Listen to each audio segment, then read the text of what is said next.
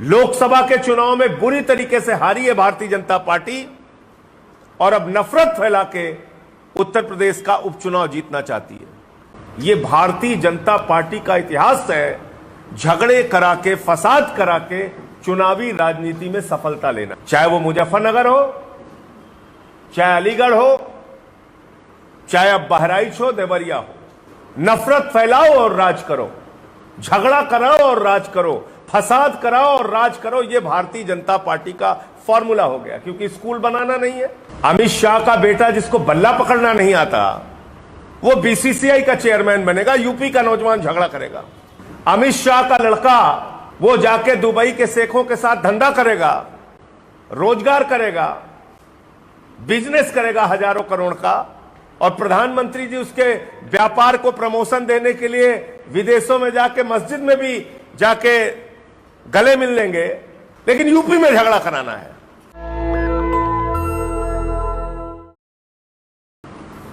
बार बार double engine की सरकार में प्रधानमंत्री जी हों, आदरणीय नरेंद्र मोदी जी, देश के गृह मंत्री हों, अमित शाह जी, उत्तर प्रदेश के मुख्यमंत्री हों, योगी आदित्यनाथ जी, बार बार दावा करते हैं एकदम कि यूपी में कानून व्यवस्था बिल्कुल मजबूत है। यूपी के अंदर कानून व्यवस्था से कोई छेड़छाड़ नहीं हो सकती।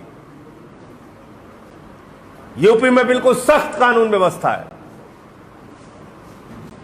और एक बार तो देश के गृह मंत्री ने कहा कि रात को 12 बजे भी महिलाएं निर्भीक होकर घूम सकती हैं उत्तर प्रदेश में, इतनी अच्छी कानून व्यवस्था है। क्या हो रहा है उत्तर प्रदेश के अंदर? अगर कानून व्यवस्था अच्छी होने का उदाहरण यह है कि लड़ाई झगड़े दंगे फसाद होंगे, तो किस बात की कानून व्यवस्था अच्छी है? कौन सी कानून व्यवस्था अच्छी है? भारतीय जनता पार्टी वो पार्टी है जब जब इस देश के अंदर चुनाव हारती है, चुनावी ताकत उनकी कमजोर होती है, नफरत फैलाते हैं, झगड़े कराते हैं। लोकसभा के चुनाव में बुरी तरीके से हारी है भारतीय जनता पार्टी और अब नफरत फैला के उत्तर प्रदेश का उपचुनाव जीतना चाहती है। नफरत फैला के चुनावी राजनीति में सफलता लेना चाहती है। और ये मैं आज की बात नहीं कर रहा हूं, ये भारतीय जनता पार्टी का इतिहास है, झगड़े करा के, फसाद करा के चुनावी राजनीति में सफलता लेना है। चाहे वो मुजफ्फरनगर हो, चाहे अलीगढ़ हो, चाहे अब बहराइच हो, देवरिया हो। नफरत फैलाओ और राज करो, झगड़ा कराओ और राज करो, फसाद कराओ और राज करो। यह भारतीय जनता पार्टी का फॉर्मूला हो गया, क्योंकि स्कूल बनाना नहीं है, अस्पताल बनाना नहीं है, सड़कें बनाना नहीं है, इंडस्ट्री लगाना नहीं है, उत्तर प्रदेश को तरक्की के रास्ते पे ले जाना नहीं है, किसानों के फसल का दाम देना नहीं है, कृषि क्षेत्र को बढ़ावा देना नहीं है, नौजवान बेरोजगारी के कारण यूपी में आत्महत्या करेगा, किसान कर्ज के कारण आत्महत्या करेगा। लेकिन सबसे शॉर्टकट फॉर्मूला है नफरत फैलाओ, झगड़ा कराओ और राज करो। ये रास्ता बना लिया है बीजेपी ने। और कौन लोग मारे जा रहे हैं इस झगड़े में? अमित शाह का बेटा जिसको बल्ला पकड़ना नहीं आता, वो बीसीसीआई का चेयरमैन बनेगा, यूपी का नौजवान झगड़ा करेगा। अमित शाह का लड़का वो जाके दुबई के शेखों के साथ धंधा करेगा, रोजगार करेगा, बिजनेस करेगा हजारों करोड़ का, और प्रधानमंत्री जी उसके व्यापार को प्रमोशन देने के लिए विदेशों में जाके मस्जिद में भी जाके गले मिल लेंगे, लेकिन यूपी में झगड़ा कराना है। यूपी के नौजवानों के भविष्य की कोई चिंता नहीं है, उनके रोजगार की कोई चिंता नहीं है। कभी आपने देखा अडानी का लड़का किसी दंगे फसाद में, अमित शाह का लड़का किसी दंगे फसाद में, किसी बीजेपी के नेता, मंत्री, सांसद, विधायक का लड़का किसी दंगे फसाद में देखा आपने?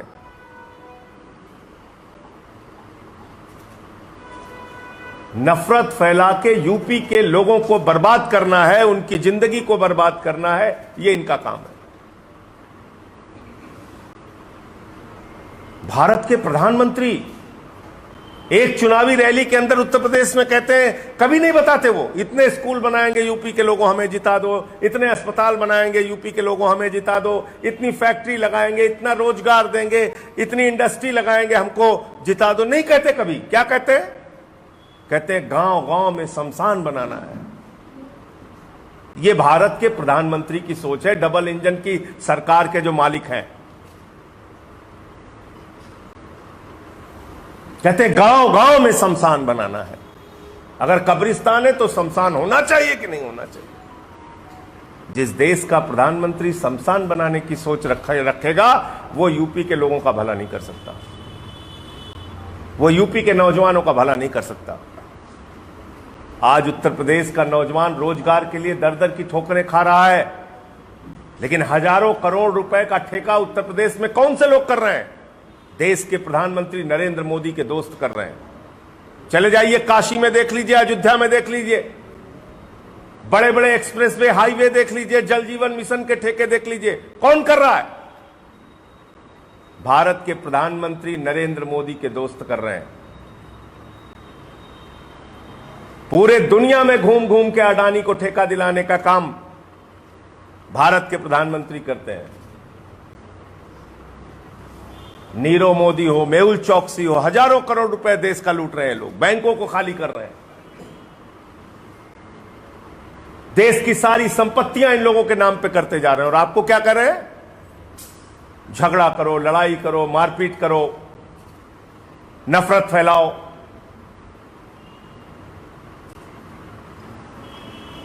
और किस हिंदुत्व की बात आप करते हैं? आपके लिए हिंदू धर्म की परिभाषा क्या है? आप किसको हिंदू मानते हैं और किसको नहीं मानते हैं?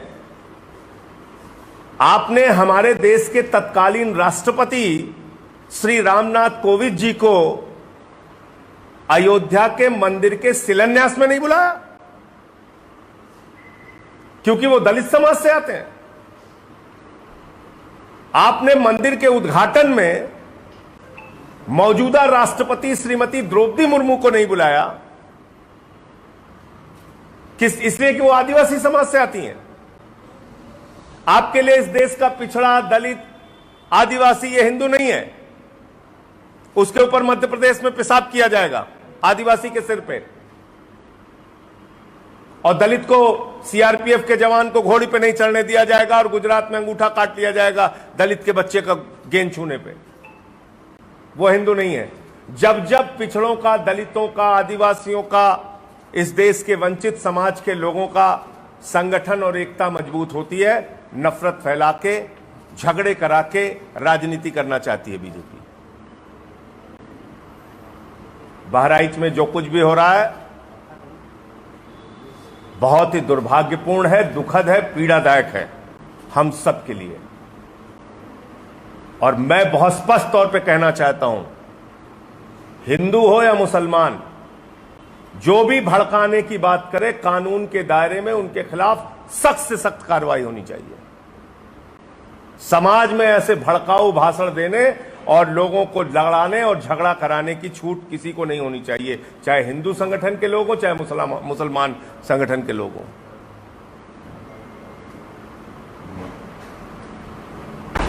गोपाल मिश्रा की निर्मम हत्या 100% गलत है, उस पर सख्ती से कार्रवाई होनी चाहिए हत्यारों के खिलाफ। और भड़काने की राजनीति जिन लोगों ने किया, उसकी जांच करा के उन सारे लोगों पे कार्रवाई होनी चाहिए। जिन लोगों ने साजिश करके नफरत फैलाने का काम किया, उन पे भी कार्रवाई होनी चाहिए। इसलिए अब हम सब लोगों को यह सोचना होगा कि उत्तर प्रदेश का भविष्य कैसे आगे बढ़ेगा। अगर आप झगड़े, दंगे, फसाद कराएंगे, कौन सा व्यापारी, कौन सा फैक्ट्री वाला, कौन सा इंडस्ट्री वाला यहां पर निवेश करने के लिए आएगा? बताइए, कहां से आपको रोजगार मिलेगा? कौन इस प्रदेश में पैसा लगाना चाहेगा यहां के विकास के लिए? आपको तो झगड़े से फुर्सत नहीं है, आप कानून व्यवस्था की बात करते हैं। फर्जी इनकाउंटर जरूर होता है यहां पे। तो हम लोग यूपी के लोग हैं, हमें चिंता है यहां इस प्रदेश की जो हालत हो रही है। मैं हाथ जोड़कर विनती करता हूं, हिंदू हो या मुसलमान, मिलकर एक साथ रहिए, एक साथ चलिए। दलित, पिछड़ा, आदिवासी, हम प्रदेश के करोड़ों लोग एकत्रित होकर प्रदेश को आगे ले जा सकते हैं। झगड़े से नहीं ले जा पाएंगे, झगड़े से कोई लाभ नहीं होना है। तो बहराइच में जो कुछ भी हो रहा है उस पर उत्तर प्रदेश की सरकार, योगी आदित्यनाथ जी तत्काल रोक लगाएं, कानून व्यवस्था की स्थिति को वहां बहाल करें, ठीक करें, और जो लोग भी दोषी हैं उनके खिलाफ सख्त से सख्त कार्रवाई होनी चाहिए। नेशनल दस्तक की आपसे गुजारिश है कि अगर इसको बचाना चाहते हैं तो नेशनल दस्तक को सब्सक्राइब करने के लिए रेड कलर के सब्सक्राइब बटन को दबाएं, फिर बेल आइकन की घंटी दबाएं। नेशनल दस्तक को बचाने के लिए बहुत जरूरी है कि हर खबर को शेयर करें, लाइक करें, कमेंट जरूर करें।